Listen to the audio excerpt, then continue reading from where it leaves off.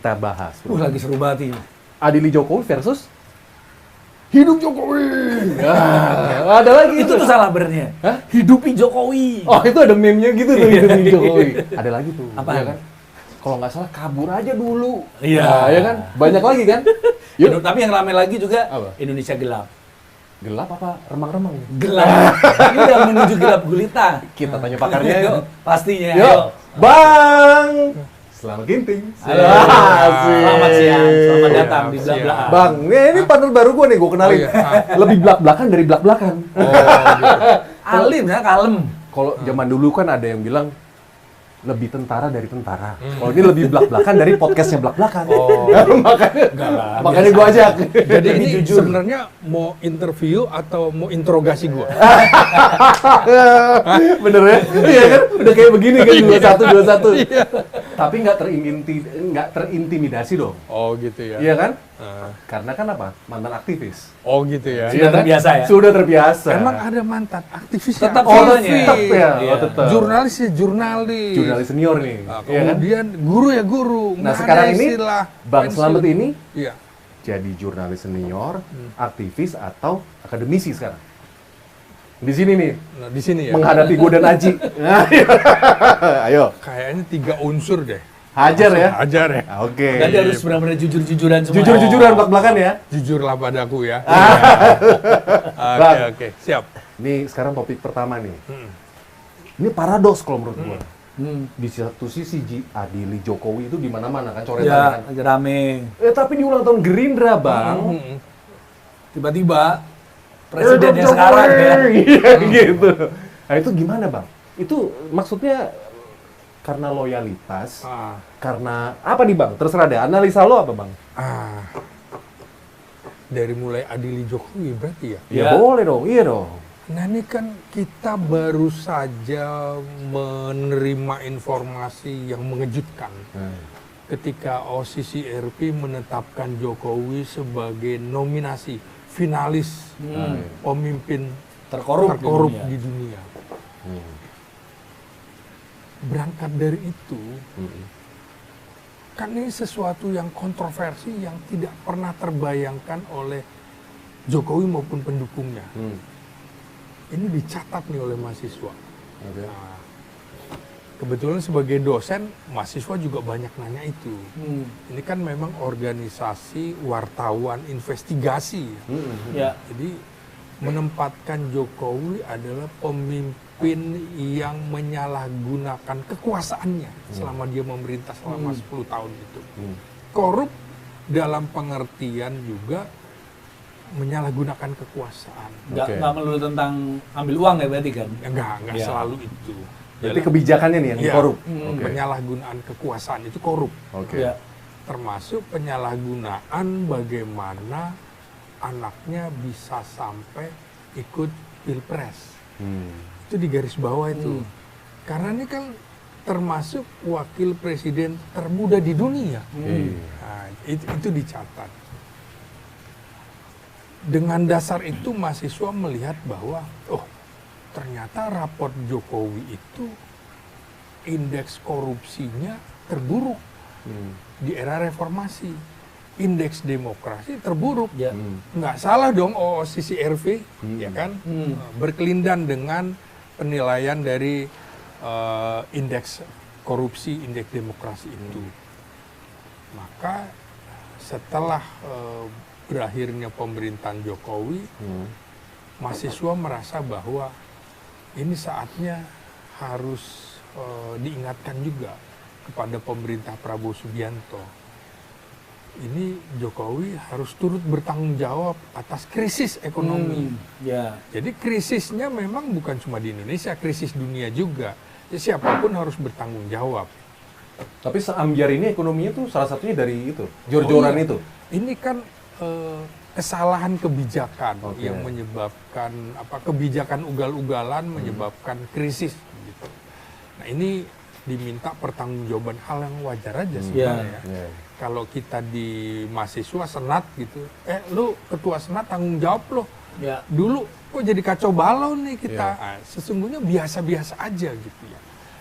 Nah, tiba-tiba berlawanan grafiti ini mengingatkan kita di era pada saat awal kemerdekaan kita kan, hidup atau mati.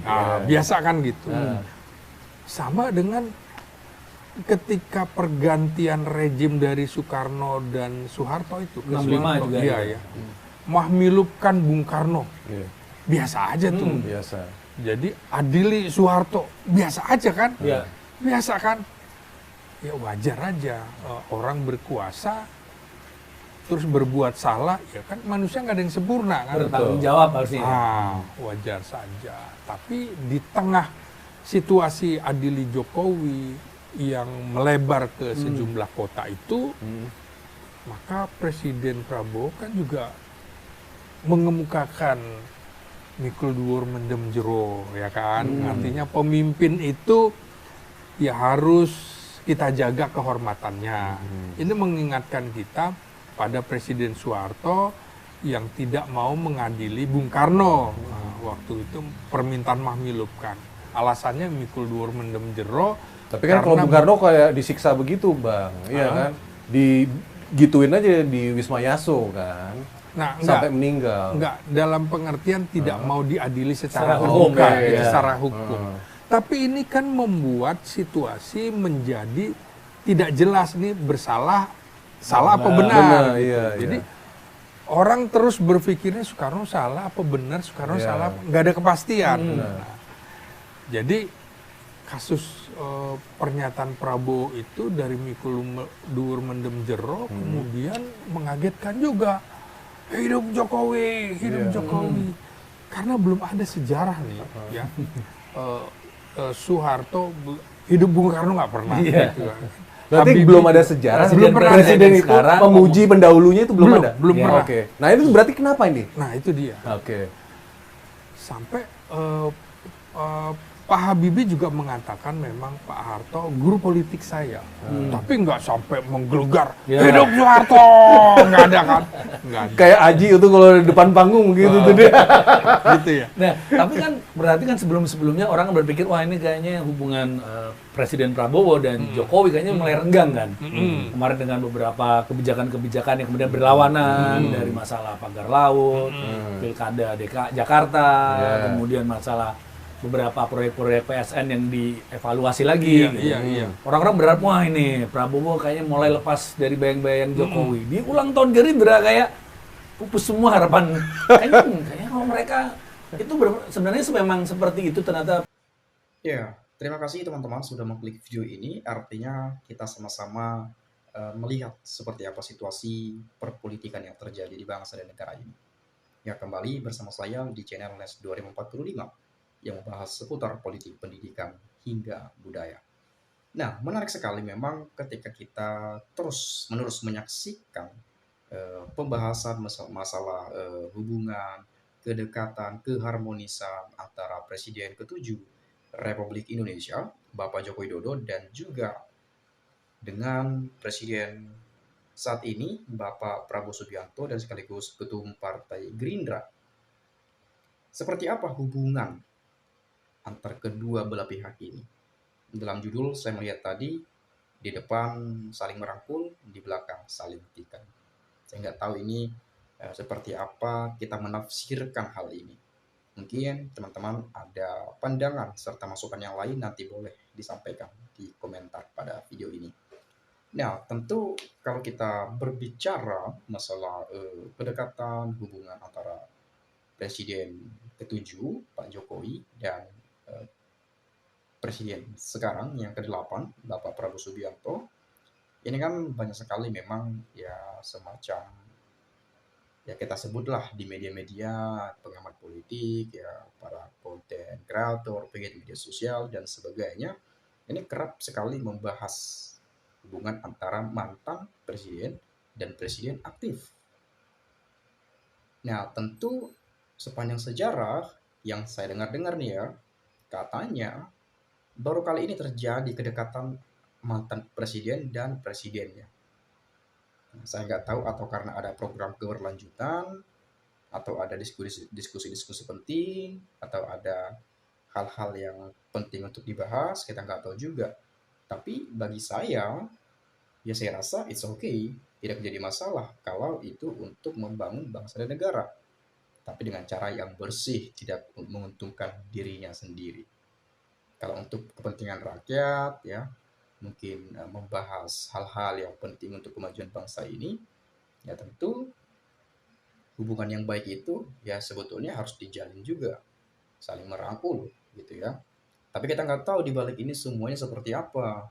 Tapi kalau kita berpandangan positif ya seperti itu. Tapi mungkin para pengamat politik ya tahulah seperti apa. Tapi kalau kita melihat dari sudut pandang kacamata orang awam, terlebih saya misalnya, ya saya sih it's okay. Kalau hanya untuk membangun bangsa dan negara ini, mau dirangkul semuanya pun mantan presiden sebetulnya nggak jadi masalah. Atau ada diskusi-diskusi penting, ada hal-hal yang lain untuk dibahas, ya sah-sah saja sebetulnya bagi saya pribadi gitu ya. Tapi mungkin bagi para pengamat politik, pakar hukum tata negara ya dan semacam ya orang-orang yang punya bidang di dalam hal ini tentu ada perspektif dan tanggapan yang berbeda dan juga prediksi yang mungkin ya berbeda juga, berbeda-beda ya. Jadi itu hal yang biasa saja kita temukan ya sejauh ini gitu. Nah, jadi terlepas daripada hal yang disampaikan pada cuplikan video sebelumnya, masuk akal juga, tapi saya akan coba eh, seperti apa sebetulnya gitu ya penilaian teman-teman kita. Nah, saya ingin melihat apa sih sebetulnya, bagaimana sih penilaian teman-teman kita seperti itu ya. Saya akan coba melihat komentar yang mungkin ini menjadi sebuah pikiran baru kepada kita ya. Orang besar vs orang fasik bijak hati versus bodoh bersih vs berliku-liku. Ini Amsal 10 ayat 6 sampai 18. Oh ini ayat Alkitab ya. Saya coba baca. Berkat ada di atas kepala orang benar, tetapi mulut orang fasik menyembunyikan kelaliman. Kenangan kepada orang benar mendatangkan berkat, tetapi nama orang fasik menjadi busuk. Siapa bijak hati memperhatikan perintah-perintah, tetapi siapa bodoh bicaranya akan jatuh. Siapa bersih kelakuannya aman jalannya, tetapi siapa berliku-liku jalannya akan diketahui. Ada lagi komentar dari Ayo Sanusi. Ada lagi selamat nyinyir terus, fitnah terus, nggak bosan-bosan. Kalau merasa lebih bagus mana prestasimu atau restasimu di sini diketik ya. Prabowo adalah Jokowi, Jokowi adalah Prabowo, hidup Jokowi Mulyono, Mukidi. Lebih cepat tangkap dan adili Mulyono ketika dia masih bebas, maka dia akan manuver politik secara diam-diam yang berbahaya. Jadi sering sekali memang orang menyoroti bagaimana apa namanya ya semacam manuver politik dari Pak Jokowi gitu ya, dan bagaimana perilaku komunikasi yang disampaikan tentu banyak orang menafsirkan ya sebagai suatu sinyal politik, dan mungkin ada hal-hal yang lainnya juga sebetulnya kalau saya melihat banyak sudut pandang dari media sosial gitu ya. Ya, tapi kembali lagi kepada rakyat, bagaimana penilaian rakyat itu sendiri seperti apa, tingkat kepuasannya. Nah, kadang-kadang kita agak gimana gitu ya. Kadang-kadang kalau kita melihat hasil survei sekian persen, tapi belum nyampe 100 hari udah demo gitu ya. Setelah hasil survei keluar, demo. Artinya ada yang tidak puas terhadap pemerintahan ini. Sedangkan dalam hasil survei dikatakan 80,9% dan sebagainya. Nah, ini sebetulnya siapa sebetulnya yang benar? Hasil survei atau hal-hal yang digaungkan oleh teman-teman kita dari seluruh atau mungkin dari banyak elemen ya masyarakat sipil dan berbagai mahasiswa dari kalangan universitas yang ada di Indonesia ini ya. Jokowi dan Prabowo ini sama saja selamat ginting, ini kayak pura-pura nggak ngerti saja. Ini hasil demokrasi, bebas ngomong, politik nggak ada ahlinya. Semua bisa bilang ahli, meskipun saling bertentangan analisanya. Jika Jokowi berhasil diseret ke pengadilan, pasti ke mulut akan beredar. Nah, sebetulnya kalau saya melihat teman-teman mengamati sejauh ini, sebetulnya protes atau yang dibahas atau mungkin kritik sejauh ini ya yang saya lihat gitu ya. Kalau kepada Pak Prabowo sebetulnya ya nggak terlalu banyak-banyak amat lah, tapi lebih banyak tertuju pada Pak Jokowi gitu ya. Saya nggak tahu ini salahnya di mana sebetulnya, akar-akar masalahnya ini gitu ya. Jadi banyak sekali yang menggaungkan juga narasi-narasi yang kerap muncul mungkin di demonstrasi, mungkin di media sosial kita mendengarkan adili Jokowi tangkap dan penjarakan dan sebagainya dan sebagainya. Itu banyak sekali ya. Tapi sampai sekarang memang ya belum ada reaksi itu dieksekusi gitu ya. Ada laporan ke KPK tentang indikasi korupsi dan sebagainya. KPK tampak belum menyelidiki atau sudah diselidiki tapi diam-diam, kita nggak tahu juga. Atau memang KPK tidak merespon sama sekali. Nah, kita nggak tahu juga perihal hal itu. Mungkin ada yang melaporkan ke kejaksaan, ada yang menggugat ke MK, ada yang ke sana dan sebagainya. Tapi sejauh ini Pak Jokowi belum saja diadili. Jadi ya masyarakat berpikir ini Pak Jokowi kebal hukum atau gimana gitu ya, atau mungkin lembaga hukum yang ada di Indonesia ini misalnya tebang pilih, kita nggak tahu juga. Nah, kita juga nggak berani membenarkan hal itu. Barangkali kita yang membenarkan salah, apa yang sudah kita benarkan ya kita nggak enak juga gitu ya. Tapi ya inilah problem yang memang sebetulnya harus dituntaskan teman-teman. Ini kan banyak nih saya lihat digoreng sana, goreng sini. Satu kasus belum selesai, muncul kasus baru. Belum selesai kasus yang baru muncul lagi kasus yang terbaru ya. Dipenuhi dengan kasus gitu ya. Dipenuhi dengan kasus. Jadi saya rasa ya teman-teman sebagai masyarakat Indonesia tentu harus bisa menyikapi, menilai hal ini. Nah mungkin teman-teman juga ada pendapat lain ya boleh juga silakan sampaikan di video ini ya.